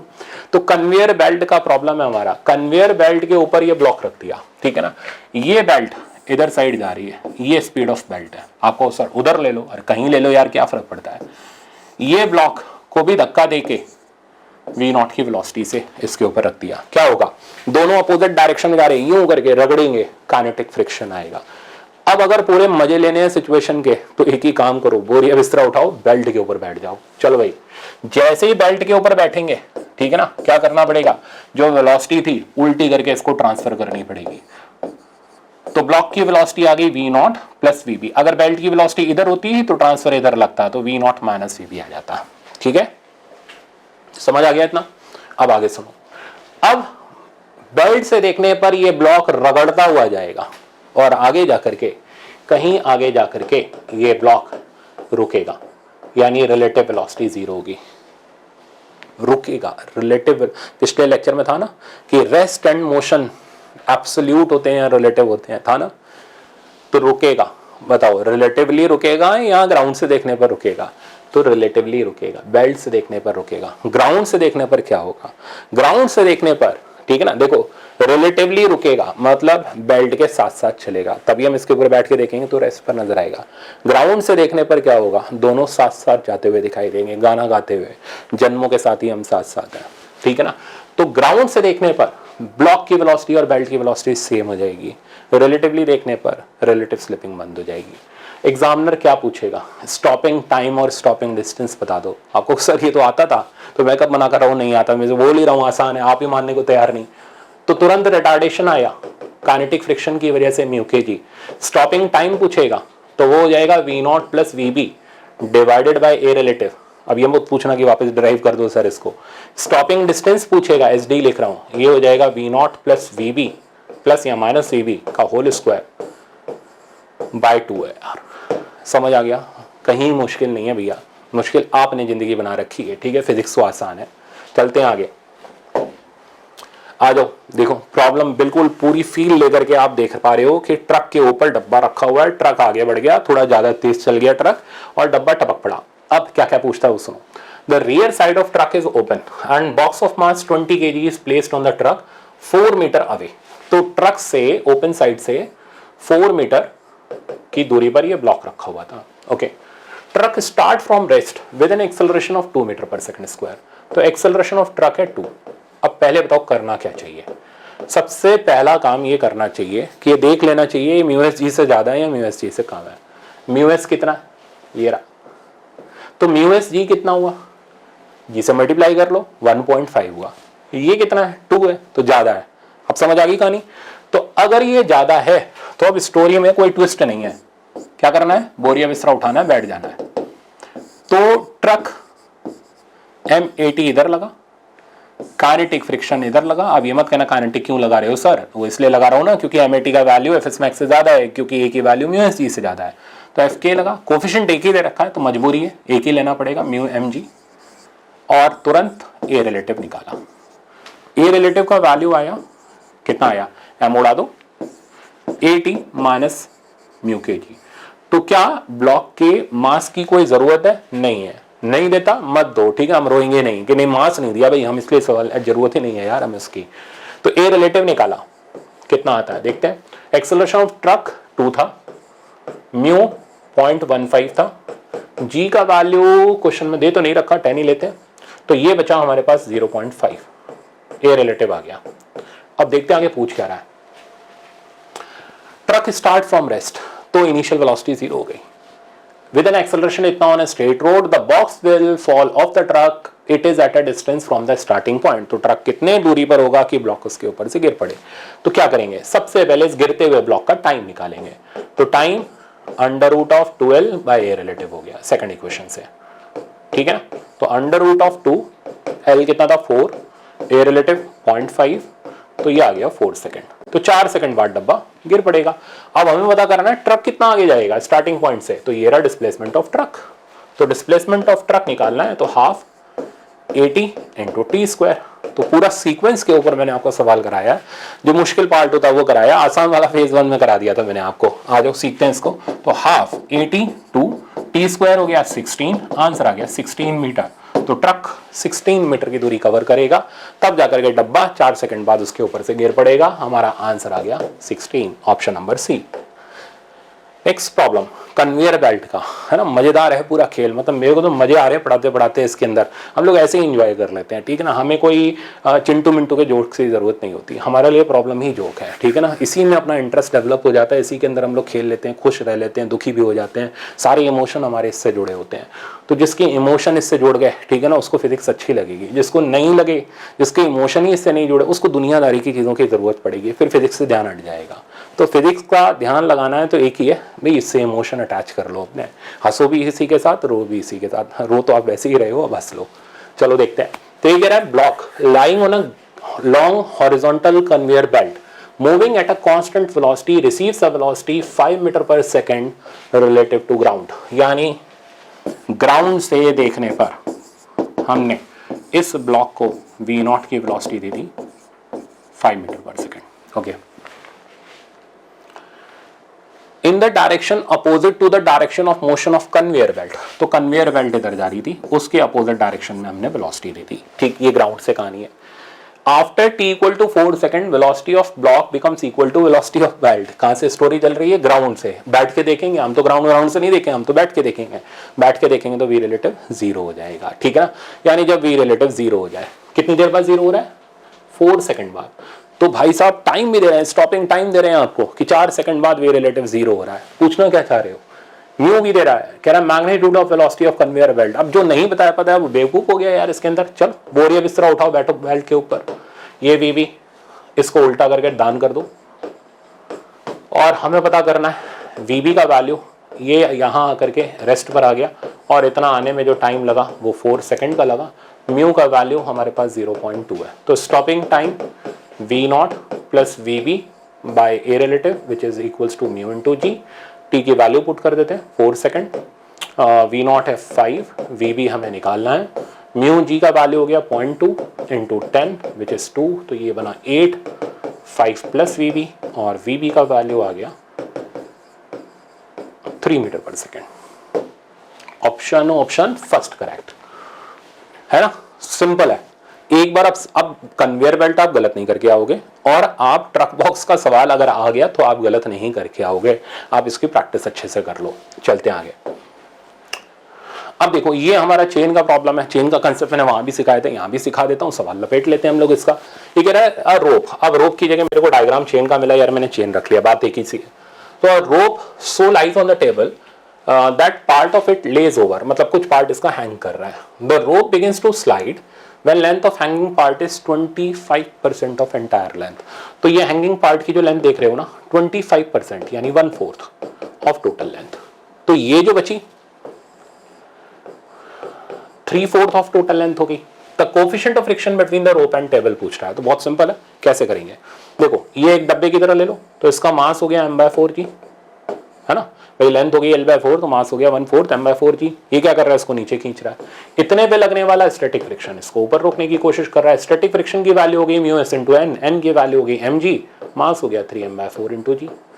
इक्वेट कर देते हैं क्योंकि ये बस स्लाइड करने ही वाला है, तो इक्वेट करेंगे तो हमारे पास आ जाएगा m/4 जी, 3m/4 जी इंटू कितना म्यूएस का वैल्यू अभी हम देख लेंगे। m/4 जी तो भाई हटाओ, तो इधर बचा 1, 3 इंटू म्यू, और म्यू हमें निकालना ही है, म्यूएस हमें निकालना है, तो म्यूएस का वैल्यू हमारे पास आ गया 1/3 यानी 0.33। Option first correct.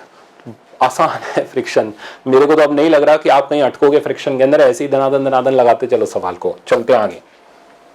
अब देखो ये एक बहुत ही घिसा हुआ प्रॉब्लम है, कभी किसी जमाने में आपके कंपटीशन में आया हुआ था, मैंने इसलिए इसको यहाँ पर रख लिया। देखते हैं क्या कह रहा है। The block A and B are arranged as shown in the figure, the pulley is frictionless, the mass of A is 10 kg। तो ए का मास 10 kg है। Coefficient of friction between block A and the surface is 0.2, तो इसके और surface के बीच का mu 0.2 है। The minimum mass of B so as to start motion, तो वही मोशन स्टार्ट कराना है, तो नीचे लगा एमबी जी, टेंशन इधर आ गया, टेंशन रोकने के लिए पीछे आ गया एफएस मैक्स, ठीक है ना। मोशन स्टार्ट करना है, हुआ नहीं है, करना है, एक्सेलरेशन अभी 0 है, तो इक्वेट कर देते हैं। चलाने वाला एमबी जी, पूरा सिस्टम बाउंड्री बना लो यार, क्या टाइम पास करेंगे, यहाँ से उड़ गया, चलाने वाला इक्वल्स टू रोकने वाला, तो MB G equals to FS max, तो MB G equals to FS max हो गया mu S into M A G, G से जी कैंसिल, तो यहाँ से मेरे पास मास ऑफ बी आ गया, म्यूएस कितना दे रखा है 0.2 इंटू एम ए की वैल्यू हमें दे रखी है 10, तो यार ये आ गया 2 kg, तो 2 kg या उससे ज्यादा ब्लॉक होगा तो मोशन स्टार्ट हो जाएगा। ऑप्शन हमारा फर्स्ट करेक्ट। नेक्स्ट देखते हैं, ये हमारा है वॉल और ब्लॉक का प्रॉब्लम, याद है ऐसा ही हम लोगों ने सेम फेज 1 में किया था, तो एक बार डायग्राम बनाते चलते हैं। A block of mass 0.1 kg is held against wall, तो हमें एक ब्लॉक को दीवार से होल्ड करना है, ऐसा करने के लिए हमने फोर्स 5 न्यूटन का लगा दिया। Mass of this block is 0.1 kg, ठीक है ना, एंड फ्रिक्शन कोफिशिएंट इज 0.5, ठीक। The magnitude of friction force acting on block, अब देखो सबसे पहले करेंगे क्या, नॉर्मल रिएक्शन निकालेंगे, क्योंकि अभी ये हॉरिजॉन्टल वाला नहीं वर्टिकल बन चुका है, तो ये जो फोर्स आपने लगाई है ये नॉर्मल रिएक्शन डेवलप करेगी, तो नॉर्मल mg के बराबर नहीं है, 5 न्यूटन के बराबर है। अब क्या करेंगे, अब एफएस मैक्स निकालेंगे, ठीक है, कितना आएगा 0.5 म्यू इंटू एन हो गया 5 विच इज 2.5 न्यूटन, ठीक है। अब चलाने वाला फोर्स देखेंगे, कौन है चलाने वाला, mg, m हो गया 0.1, g हो गया 10, तो ये हो गया 1 न्यूटन। अब चेक करेंगे चलाने वाला एफएस मैक्स से ज्यादा है या कम है, तो 1 न्यूटन एफएस मैक्स से कम है, क्योंकि कम है तो चलेगा ही नहीं, जब चलेगा ही नहीं तो फोर्स लगेगी स्टैटिक, और स्टैटिक फ्रिक्शन अप्लाइड फोर्स के बराबर होता है 1 न्यूटन, हो गया ना काम खत्म। तो स्टैटिक फ्रिक्शन की वैल्यू 1 न्यूटन, पर 1 तो आंसर में दिख नहीं रहा, वो इसलिए नहीं दिख रहा जी 9.8 लेना है, तो 0.98 ही आ जाएगा, यानी ऑप्शन 2 करेक्ट हो जाएगा। ऐसे सीक्वेंस बना के सवाल किया जाता है, ठीक, एक बार वापस जरूर रिपीट कर लेना, तो ये गलत नहीं होगा अब आपका, ठीक है। नेक्स्ट देखते हैं, हाँ भाई लो, अब हम पहुंच गए मजेदार खेल पर, तो ब्लॉक ऑन ब्लॉक, तो ब्लॉक ऑन ब्लॉक के लिए हमारे पास 2 सवाल है, ठीक है ना, मैंने 2 रखे हैं क्योंकि जनरली बच्चों की डिमांड ही यही होती है, सर नीचे वाले ब्लॉक पे फोर्स लगा दी तो कैसे करेंगे, और सर ऊपर वाले ब्लॉक पर फोर्स लगा दी तो कैसे करेंगे, तो दोनों सवाल आपके सामने है, ठीक है। तो इन दोनों को हम अटेम्प्ट करते हैं। ये प्रॉब्लम कह रहा है कि body A of mass 1 kg, अच्छा इसको हम 2 तरीके से करेंगे, मैं यहाँ एक सुपर ट्रिक दूंगा, ठीक है ना, बट वो सुपर ट्रिक सिर्फ वैलिड होगी जब फोर्स हम नीचे वाले ब्लॉक पे लगाते हैं, तो ट्रिक है, बट वो ट्रिक हाँ देखो ट्रिक तो ऐसी 700-800 है मेरे पास, ठीक है, पर हर तो नहीं बताई जा सकती, तो ट्रिक देखते वक्त उसकी एक्सपायरी वैलिडिटी बहुत जरूरी है, आपने एक्सपायरी वैलिडिटी नहीं देखी तो आपका काम खत्म हो जाएगा। तो ट्रिक जो मैं दूंगा एक लाइन में रिजल्ट लाएगी, बट वो ट्रिक सिर्फ तब वैलिड है जब लोअर ब्लॉक पर नीचे वाले ब्लॉक पर फोर्स लगा रहे हैं। 90% केसेस नीचे वाले ब्लॉक के ऊपर फोर्स लगाने के होते हैं, जो 10% बचते हैं जिनमें ऊपर वाले ब्लॉक पर फोर्स लगाते हैं वहां ट्रिक नहीं काम करती, बनाने की कोशिश तो करते हैं बट ट्रिक की जगह ट्रिका बन जाता है, बहुत बड़ा रिजल्ट बनता है, पॉसिबल नहीं है, याद रखना। तो फिर वहां हम कंसेप्ट से ही चलते हैं, ठीक है ना। तो इसलिए मैंने 2 सवाल यहां पर रखे हुए हैं। ओके, अब देखो ये बोल रहा है body A of mass 1 kg, तो इस बॉडी का मास 1 kg है, rest on a smooth surface, तो यहां का कोफिशिएंट 0 है। Another body B of mass 0.2 kg, तो इस बी का मास जो है वो 0.2 kg है, ठीक है ना। Is placed over A as shown the coefficient of static friction between A and B, तो यहां का स्टैटिक फ्रिक्शन कोफिशिएंट 0.15 है, ठीक। B will begin to slide on A if A is pulled with a force greater than, यानी हमें इस force की वो लिमिटिंग वैल्यू निकालनी है such that B की रिलेटिव स्लिपिंग स्टार्ट हो जाए A के ऊपर। तो ऐसा कब होगा, जब यहां लगने वाला फ्रिक्शन Fs max हो जाएगा। अगर हम उससे ज्यादा फोर्स लगा देंगे तो स्लिपिंग स्टार्ट हो जाएगी और फिर दोनों ब्लॉक अलग अलग एक्सेलरेशन से चलेंगे, तब फ्रिक्शन काइनेटिक लगेगा। तो हमें लिमिटिंग वैल्यू निकालनी है, तो इसलिए हम इनके बीच के फ्रिक्शन को Fs max लगा करके F की लिमिटिंग वैल्यू निकाल देंगे। ये तो हो गया कंसेप्ट, मैं दोनों से सिखाऊंगा, कंसेप्ट और सुपर ट्रिक। तो सुनो, तो सवाल स्टार्ट करने के लिए यहां का और यहां का Fs max निकालना जरूरी है। तो Fs1 max तो 0 हो गया क्योंकि सरफेस ही स्मूथ है। Fs2 max हमारे पास हो गया μ2 × n2, और इस जगह का नॉर्मल रिएक्शन जो डब्बा ऊपर रखा उसके वेट के बराबर, तो μ2 हो गया हमारा 0.15, नॉर्मल रिएक्शन हो गया m × g, g कितना, जी हम 10 ही ले लेते हैं, तो 0.2 × g यानी 2 हो गया, ये आ गया हमारे पास 0.3, ठीक है ना। तो Fs2 max की वैल्यू हमारे पास आ गई 0.3। अब क्या करते हैं, अब हमें फोर्स की वो वैल्यू निकालनी है सच दैट इन दोनों के बीच में रिलेटिव स्लिपिंग स्टार्ट होने वाली हो। तो अब डायग्राम बना रहा हूं, वैसे आप एग्जाम में एक ही डायग्राम में कर सकते हो, बट क्योंकि मेरे को सिखाना है इसलिए मजबूरी में 2 डायग्राम से चलना पड़ेगा। तो देखो बेटा, अब क्या करते हैं, ध्यान से देखना, इन दोनों के बीच के फ्रिक्शन को हम Fs max करने जा रहे हैं ताकि इनकी वेल्डिंग बस टूटने वाली हो। फ्रिक्शन लगाने का तरीका बड़ा सिंपल है, देखो 1 kg वाले ब्लॉक की वजह से ही 0.2 kg चल रहा है, और वजह से ही, वो वजह क्या है, वो फ्रिक्शन ही है, यानी इसकी वजह से इसके ऊपर लगने वाला फ्रिक्शन इसको चलाने की कोशिश करेगा, तो Fs2 max आगे लगेगा। वैल्यू हम Fs2 max के पहले ही निकाल चुके 0.3, और इस पे Fs2 max पीछे लगेगा, और वैल्यू एज इट इज 0.3। दोनों का कॉमन एक्सेलरेशन है, अगर हमने फोर्स इससे ज्यादा कर दी तो इनके बीच की स्लिपिंग स्टार्ट हो जाएगी और फ्रिक्शन काइनेटिक हो जाएगा। फिलहाल हम लिमिटिंग कंडीशन को सिंप्लीफाई कर रहे हैं। अब करना क्या है, हमें F निकालना है। अब बहुत से बच्चे यहाँ गलती क्या करते हैं, दर्द से सिस्टम बाउंड्री बनाया, सोचते हैं F आ जाएगा, नहीं आएगा यार, क्योंकि आप जब सिस्टम बाउंड्री बनाओगे ये कट जाएगा, F = ma हो जाएगा, ना F पता ना A पता, तो कुछ नहीं कर पाओगे। तो इस सवाल को करने का सीक्वेंस कंसेप्ट ये होता है कि पहले A निकालो, उससे जिस पे अननोन फोर्स ना लग रहा हो, तो किससे निकालोगे, 0.2 वाले से। तो हम इससे पहले A निकालेंगे, फिर चाहिए सिस्टम बाउंड्री बना के F निकालो, चाहिए नीचे वाले ब्लॉक से निकाल लो, चॉइस आपकी है, ठीक है ना। तो पहले हम A निकालेंगे ऊपर वाले ब्लॉक से, तो चलाने वाला फोर्स हो गया 0.3 = ma, यानी 0.2 × A, तो A की बेटा वैल्यू आ गई 3/2 मीटर/सेकंड स्क्वायर। अब सिस्टम बाउंड्री बना लो या इंडिविजुअल नीचे वाले ब्लॉक से F निकाल लो, चॉइस आपकी है। सिस्टम बाउंड्री बनाए तो ये दोनों गए और इक्वेशन बन गई F = टोटल मास 1.2 × 3/2, ये आ गया 0.6, F की वैल्यू हमारे पास आ गई 1.8 न्यूटन। बट जब ऑप्शन चेक करो 1.8 नहीं दिख रहा, 1.764 दिख रहा है, वो G की वैल्यू 9.8 लेने की वजह से लिख रहा है। हम इतना परेशान नहीं होंगे, हम G को 10 ही लेते हुए चल रहे हैं। फिलहाल ऑप्शन आ गया, ये कंसेप्ट था सुपर ट्रिक, ठीक। अब इसकी सुपर ट्रिक ही है, ठीक है, ये ध्यान रखना, ये मेरी ट्रिक है, तो ये मेरे ही लेक्चर्स में आपको दिखाई देगी और कहीं नहीं मिलेगी। तो अगर हम इस फोर्स की वैल्यू निकालना चाहते हैं सच दैट आपस की वेल्डिंग टूटे, तो इस फोर्स की लिमिटिंग वैल्यू होती है F = μ1 + μ2 टाइम्स m1 + m2g, खत्म। पर इसकी लिमिटेशन है, ये सिर्फ नीचे वाले ब्लॉक के ऊपर लगने वाली फोर्स होती है, ऊपर वाले ब्लॉक पे ये काम नहीं करती। तो अब आप इस सवाल को उड़ा सकते हो।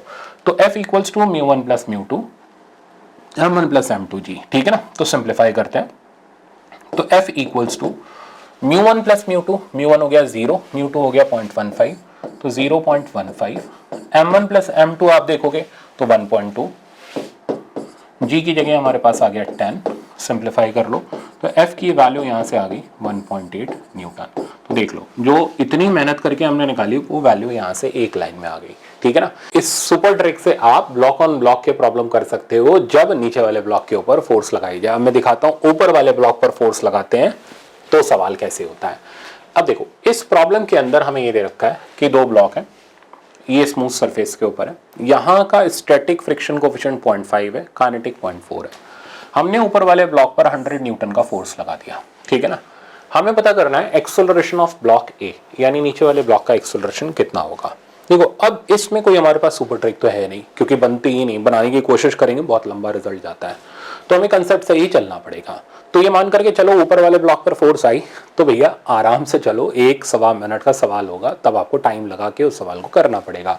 बट नीचे वाले ब्लॉक पर फोर्स लगा दी तो किस्मत बहुत अच्छी चल रही है, एक लाइन में उड़ा के चले आना। अब सुनो कैसे हम इस प्रॉब्लम को करने जा रहे हैं, वो तरीका ये है। हमें नहीं पता कि ये फोर्स लिमिटिंग फोर्स से ज्यादा है या कम है, मतलब ये दोनों साथ साथ चल रहे होंगे या अलग अलग चल रहे होंगे, हमें नहीं पता। तो ऐसे प्रॉब्लम की स्टार्टिंग ऐसे होती है, सबसे पहले एफ एस मैक्स निकाल लो, ठीक है ना। तो मैं एफ एस टू मैक्स की वैल्यू यहां लिख लेता हूं which is equals to mu. अच्छा एफ के भी लिखना पड़ेगा क्योंकि अलग अलग चल रहे होंगे तो काइनेटिक लगेगा, साथ चल रहे होंगे तो स्टैटिक लगता रहेगा, ठीक है ना बेटा। तो एफ एस मैक्स और एफ के मैक्स दोनों निकालने पड़ेंगे। तो एफ एस मैक्स हो गया mu S into normal which is 70, तो ये आ गया 35, और एफ के टू हमारे पास आ गया 0.4 इंटू 70, तो ये हमारे पास आ गया 4 7 28 न्यूटन, ठीक। अब कैसे करते हैं सवाल, बड़े ध्यान से सीखना है इसका कंसेप्ट। हमें नहीं पता कि ये साथ साथ चल रहे हैं या अलग अलग चल रहे हैं, हम मान लेते हैं कि ये साथ साथ चल रहे हैं। अगर ये साथ साथ चल रहे होंगे तो बीच में लगने वाला फ्रिक्शन स्टैटिक होगा, इसको ये चला रहा होगा तो इस पे स्टैटिक फ्रिक्शन आगे लग रहा होगा, इस पे स्टैटिक फ्रिक्शन पीछे लग रहा होगा। तो ये हमने मान लिया, मतलब अजम्पशन लिया दोनों साथ साथ चल रहे हैं, कंबाइन किया, एक्सेलरेशन निकाला, ठीक है ना। एक्सेलरेशन की वैल्यू आई चलाने वाला माइनस रोकने वाला इक्वल्स टू मास इनटू ए, तो 100 इक्वल्स टू मास वो हो गया 42 इंटू ए, तो ए की वैल्यू आ गई 100 डिवाइडेड बाय 42, ये तकरीबन 2 पॉइंट समथिंग होगा, तो 2.4 के आसपास होगा मीटर पर सेकंड स्क्वायर, ठीक है। अब आगे की कहानी सुनो। अब हम ये चेक करेंगे कि ये जो हमारा अजम्पशन है वो सही है या गलत है, बस ये दूसरी स्टेप होगी और थर्ड स्टेप में हमारा आंसर आ जाएगा। तो फर्स्ट स्टेप हुई हमने मान लिया साथ साथ चल रहे हैं, दूसरी स्टेप में अब हमारा अजम्पशन सही है या गलत है वो चेक होगा। कैसे चेक होगा, हम ये फ्रिक्शन की वैल्यू निकालेंगे, ठीक है ना। कोई भी फ्रिक्शन, ये स्टैटिक ही है ना, एफ एस मैक्स से हमेशा कम होता है, तो अगर हमारा अजम्पशन सही होगा तो ये फ्रिक्शन एफ एस मैक्स से कम आएगा। अगर ये ज्यादा आ गया इसका मतलब ये साथ साथ नहीं चलने, फ्रिक्शन का नेचर काइनेटिक करेंगे और एक्सेलरेशन निकाल के नमस्ते कर देंगे, ठीक है ना। तो नमस्ते थर्ड स्टेप में होगी, अभी नहीं। तो पहले हमें चेक करना पड़ेगा फ्रिक्शन कितना है। फ्रिक्शन कहां से निकालना ज्यादा आसान है, नीचे वाले ब्लॉक से, क्योंकि इस पे सिर्फ एफ लग रहा है। तो नीचे वाले ब्लॉक पे लगने वाला एफ इक्वल्स टू 35 इंटू ए की वैल्यू यही पुट कर रहा हूं, काटने में आसानी रहेगी। 35 इंटू 100 बाय 42, 7 से कट जाएगा, 7 5 जा 35, 7 6 जा 42, तो 500 डिवाइडेड बाय 6, 5 ले लेते तो ये 100 आ जाता, तो ये थोड़ा सा 100 से कम आएगा और आई थिंक ये आ जाएगा 6 9 जा 54, 8 6 जा 48 और 49 50, 6 3 जा 18 और फिर 3, तो 83.3 न्यूटन। अब आप बताओ ये फ्रिक्शन जो कि हम माने थे स्टैटिक है, जिसका वैल्यू आ रहा है 83.3 न्यूटन, जिसकी मैक्सिमम वैल्यू है 35 न्यूटन, फ्रिक्शन कितना भी बड़ा क्यों ना हो जाए एफ एस मैक्स से तो बड़ा नहीं हो सकता। This implies that this assumption is wrong, मतलब दोनों साथ साथ नहीं चल सकते, तो दोनों अलग अलग चलेंगे, यानी दोनों के बीच का फ्रिक्शन काइनेटिक होगा। तो अल्टीमेट सवाल था भाई ये। तो अब मैं तो दूसरा डायग्राम बना रहा हूं, आप मत बनाना, आप इसी में फ्रिक्शन को काइनेटिक करके एक्सेलरेशन निकाल देना। तो फ्रिक्शन हमने लगाया काइनेटिक, वैल्यू हो गई 28, ठीक है ना। इस पे लगाया फ्रिक्शन काइनेटिक, वैल्यू हो गई 28 न्यूटन। एक्सटर्नल फोर्स जैसा लग रहा था 100 न्यूटन। ब्लॉक का मास था 7 kg, इसका मास था 35 kg। हमें एक्सेलरेशन किसका निकालना है, ए का, यानी 35 kg का।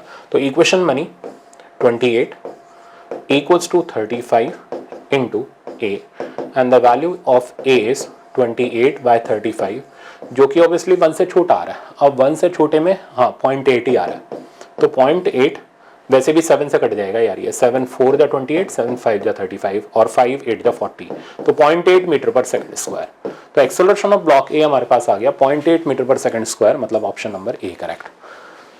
दिमाग में कंसेप्ट सेट हो जाना चाहिए अच्छी तरीके से। तो जब फोर्स दिया होगा, हमें नहीं पता कि दोनों साथ साथ चल रहे हैं या अलग अलग चल रहे हैं, ठीक है ना, हम मानेंगे साथ साथ चल रहे हैं, एक्सेलरेशन निकालेंगे, उसके बाद फ्रिक्शन निकालेंगे, चेक करेंगे एफएस मैक्स से ज़्यादा है या कम है। अगर ज़्यादा है, ठीक है ना, तो इसका मतलब साथ साथ नहीं चलेंगे, दोनों के बीच का काइनेटिक फ्रिक्शन निकाला, दोनों के एक्सेलरेशन निकाल दिए। मैंने इसका निकाला, आप इसका भी कैलकुलेट कर लेना, ठीक है ना। अच्छा, अब इसी सवाल को फिर रिपीट भी कर लेना, ठीक। रिपीट कैसे कर लेना, ये फोर्स अभी मैंने लिया है 100 न्यूटन, आप इस फोर्स को 100 की जगह 84 न्यूटन ले लेना, ठीक है ना। और जैसे आपने पिछले वाले सवाल के आंसर दिए थे, तो मैं सॉल्व करके आपको आंसर दे दूंगा उसका, ठीक है ना। वहीं यूट्यूब के कमेंट में मैं लगा दूंगा आंसर, ठीक है, आप वहां पर वेरीफाई कर लेना। तो आपका होमवर्क क्या कि आपको ये फोर्स लेनी है 84 न्यूटन, और आपको वेरीफाई करना है कि दोनों ब्लॉक साथ साथ चलेंगे, बाकी सब कंडीशन सेम है। दोनों ब्लॉक साथ साथ चलेंगे या अलग अलग चलेंगे, अगर अलग अलग चलेंगे तो दोनों के एक्सेलरेशंस कितने कितने होंगे, राइट। आपका होमवर्क समझ आ गया आपको। एक और होमवर्क है, इसको भी जरूर कर लेना। यहां मैंने लिमिटिंग पर, ये तो यार बकवास हो जाएगा, आप देखते ही समझ जाओगे। इसकी फोर्स की वैल्यू 1.8 आई है, अगर मैं इसे 1.8 से ज्यादा ले लूं तो दोनों अलग अलग चलेंगे, ठीक है ना। मान लो मैंने 2 न्यूटन ले लिया तो दोनों अलग अलग चलेंगे, आप दोनों के एक्सेलरेशन निकाल लेना। खैर ये आपके लिए बच्चों वाला खेल हो गया, तो मैं उम्मीद करता हूँ यही आए ताकि आप बच्चे खुश रहो, ठीक है ना। आप फिजिक्स के अंदर डरो नहीं, थोड़ा स्ट्रांगली सवाल करो। अब क्या करना है, अब लास्ट चीज, अब आपका प्रैक्टिस सेशन। अब आपको प्रैक्टिस शीट जो कि आपको मिल ही रही है, टेस्ट सीरीज के क्वेश्चन जरूर लगाने हैं, और जो मैंने होमवर्क दिया उसका आंसर जरूर बता देना है, ठीक है ना। तो मैं अब आपको इंपॉर्टेंट क्वेश्चन दिखा देता हूं कौन कौन से आपको लगाने हैं। तो देखो, अब ये प्रॉब्लम है जो आपको कंसेप्चुअल टेस्ट और एडवांस टेस्ट, जो एनएलएम फ्रिक्शन वाला, उससे प्रैक्टिस करने और प्रैक्टिस शीट जरूर लगानी है। इसमें एडवांस टेस्ट का ये जो प्रॉब्लम नंबर 35 है ना, ये आपको जो मैंने सुपर ट्रिक बताई है उस पर बेस्ड है, कर लेना, मजा आ जाएगा आपका। प्रॉब्लम जितना मैंने सोल्यूशन बताया उससे भी कम, यानी एक लाइन के अंदर आना शुरू हो जाएगा, ठीक है ना। तो अब आप इनकी जम के प्रैक्टिस करो। नेक्स्ट लेक्चर आपका ट्यूसडे थर्सडे, यानी थर्सडे को आपको मिलेगा, और अगले टॉपिक का आपका लेक्चर रहेगा, जो भी सीक्वेंस में नेक्स्ट आपका लेक्चर है। और मिलते हैं अब हम लोग थर्सडे को। Thank you so much.